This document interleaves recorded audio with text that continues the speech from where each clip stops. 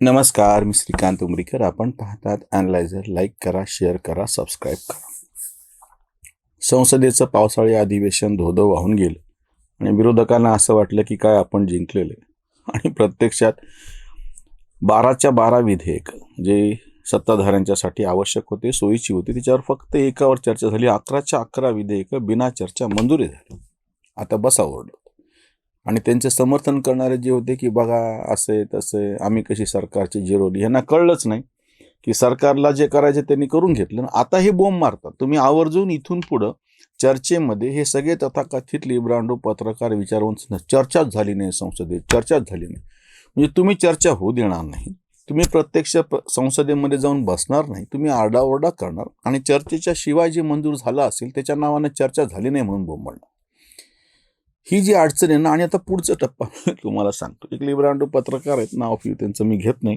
यांच्यासारख्यांना आता फुकट मोठं करणं आता जरा बंद करायला पाहिजे. त्यांना असा साक्षात्कार झाला की आत्ता निवडणुका झाल्या, त्यांचा सर्वे जो काय असं सांगतो की इंडिया आघाडीला 280 जागा मिळणार. म्हणजे बघा कुठपर्यंत परिस्थिती आलेली. एक काँग्रेस पक्ष, त्या काँग्रेस पक्षाला बहुमत मिळालं पाहिजे असं म्हणणारे आता त्या सगळ्या इंडिया आघाडीला मिळून का विनंती 280च म्हणतात.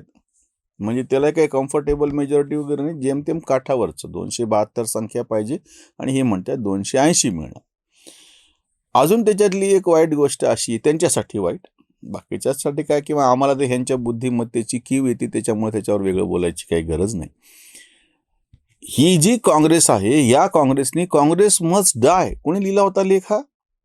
योगेंद्र यादव. आणि त्याच्यानंतर आता उरलेले प्रादेशिक पक्ष मस्ट डाय हे म्हणायची कोणाची वेळ आली? याच लोकांची, सगळ्यांची.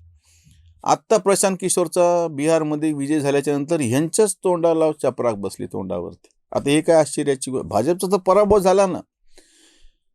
लोकशाहीच्या दृष्टीनं एक पक्ष सत्तेवरती असलेला, सार्वभौम असलेला, सगळ्यात मोठा, यांच्या दृष्टीनं धनदांडग्यांचा पक्ष वगैरे सगळा असलेला, आणि त्याचा पराभव होतो. आणि कोण करतं?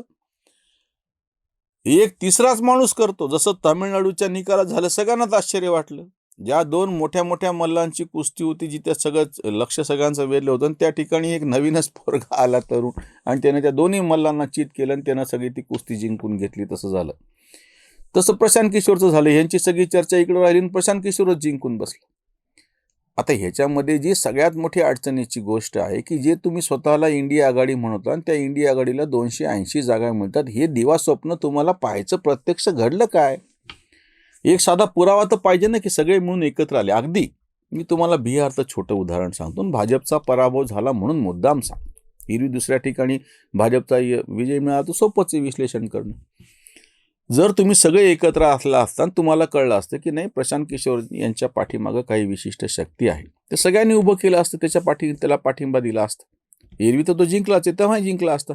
मग तेव्हा जे इंडिकेशन मिळालं असतं की भाजपच्या विरोधात सगळे एकत्र, आणीबाणीच्या काळामध्ये तुरुंगात असलेले सगळे विरोधक एकत्र आहेत. त्यांना प्रचाराला पण वेळ मिळाला नाही. धाडकन निवडणूक जाहीर केल्या इंदिरा गांधींनी, हे सगळे तुरुंगातले बाहेर सुटले. लोकांनी त्यांचा प्रचार केला. कशामुळे? तिच्यात अशा चिरफाकड्या उडालेल्या होत्या.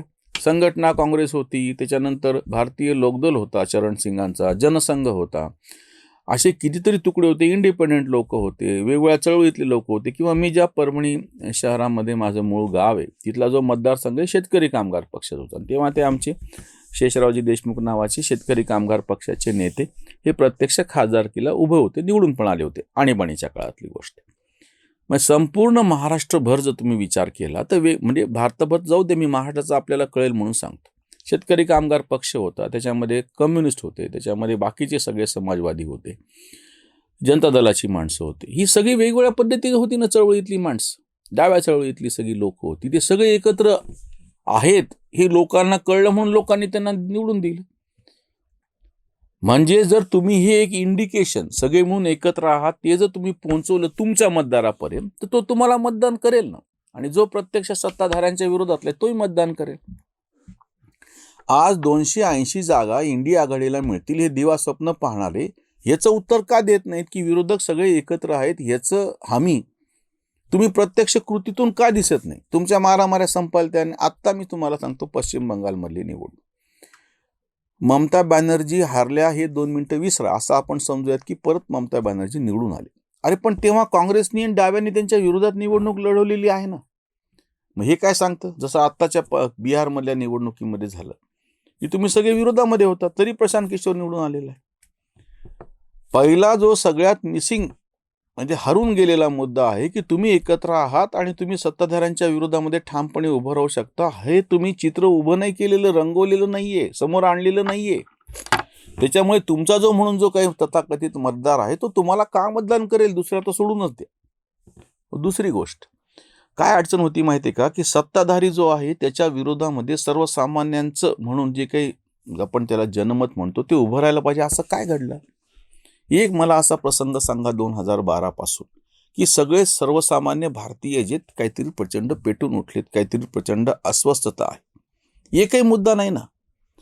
अगदी जेमतेम आत्ता हाताला लागला होता तो नीट परीक्षेच्या बाबतीमध्ये. हे झुरळ त्यांचा पक्ष ते काय बोलले तेही एक वेळ बाजूला ठेवा. मी तुम्हाला असं विचारू इच्छितो की एकूण सगळे जे जवळपास 20 ते 22 का 25 कोटी विद्यार्थी वेगवेगळ्या निमित्ताने वेगवेगळ्या ठिकाणी शिकत आहेत.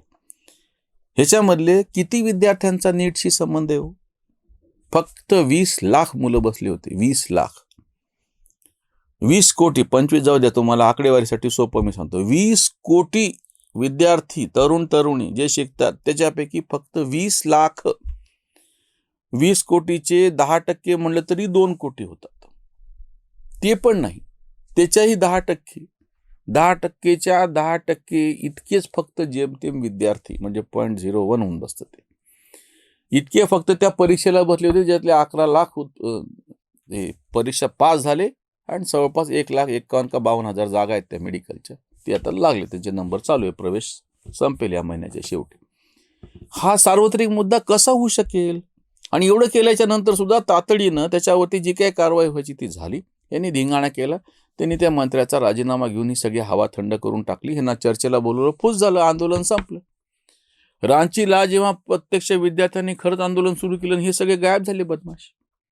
आत्ता छत्रपती संभाजीनगरची कालची बातमी, टाईपरायटिंगची टंकलेखनाची परीक्षा होती, त्याच्यामध्ये काहीतरी तांत्रिक घोळे, सर्व्हर डाऊन झाला म्हणून. काही झालेलं नाही, पेपर फुटला नाही. पेपर फुटायचा मुद्दा ते टंकलेखनमध्ये काय प्रत्यक्ष. आणि तेव्हा लगेच वर्तमानपत्रांनी बातमी काय मोठी केली आगोपणा करून, अभिजित दिपके तिथं पोहोचले. इथं छत्रपती संभाजीनगरची गोष्ट, इथंच बसून येत ते. टायफॉइड झालेला आहे त्यांना, का सगळ्या पक्षालाच सगळ्या चळवळीलाच टायफॉइड झाल्या तेच जाणे. इथली गोष्ट या छत्रपती संभाजीनगरची. त्याची बातमी पेपरनी मोठी केली. परीक्षेमध्ये गोंधळ. मग खाली बातमी छोटी की तांत्रिक गोंधळ झाला. प्रत्यक्ष पेपर फुटला नाही, काही नाही, सर्व्हर डाऊन आहे, टेक्निकल मुद्दा आहे. कोणालाही केव्हाही अनुभव येतो हा. रेल्वेचं सर्व्हर डाऊन असतं, रिझर्वेशन होत नाहीत, विमानतळाचं प्रॉब्लेम झालेले, तिकीटं बुक होत नाहीत वगैरे. अशा पद्धतीचे तुमचं हे सगळं चित्र समोर येतं आहे. तुम्ही कुठल्याच त्या दीपकेच्या आंदोलनासाठी ह्यांचे तथाकथित महान नेते पप्पू राहुल गांधी नाही गेले तिथं प्रत्यक्षामध्ये त्या जंतर मंतरवरती. आज विरोधक जे खयाली पुलाव ज्याला असं आपण म्हणतो, शेख चिल्लीचं जे काही स्वप्न आहे ना सगळे तसंच पद्धतीनं चालले ह्यांचं.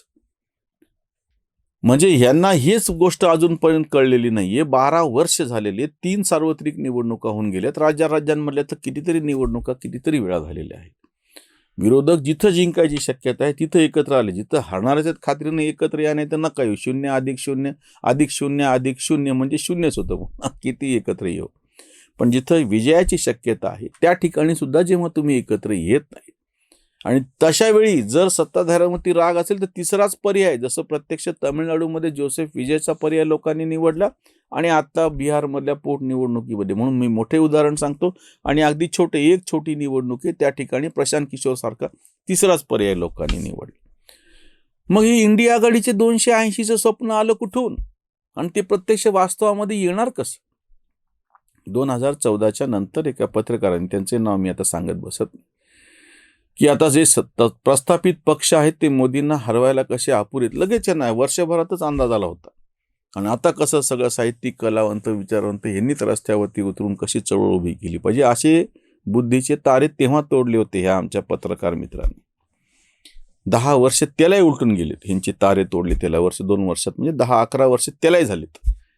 एक तरी काहीतरी सलग असं 2014च्या निवडणुकीनंतर एखादं व्यासपीठ राजकीय प्रश्नांच्या बाबतीत, प्रत्यक्ष राजकीय निवडणुका म्हणत नाही मी, अराजकीय पण न राजकीय नाही, आज आमची बिलकुल निश्चित राजकीय भूमिका असं म्हणून काही उभारलेलं आणि ते सतत चालू असलेलं तुम्हाला दिसतं का? आपल्याकडं ते एका लोकसभेच्या निवडणुकीमध्ये निर्भय बनवचं पांदान वाजलं. खरं तर यश मिळून प्रत्यक्षामध्ये सत्ताधाऱ्यांचा मोठा पराभव महाराष्ट्रात 2024च्या लोकसभा निवडणुकीत झाला होता.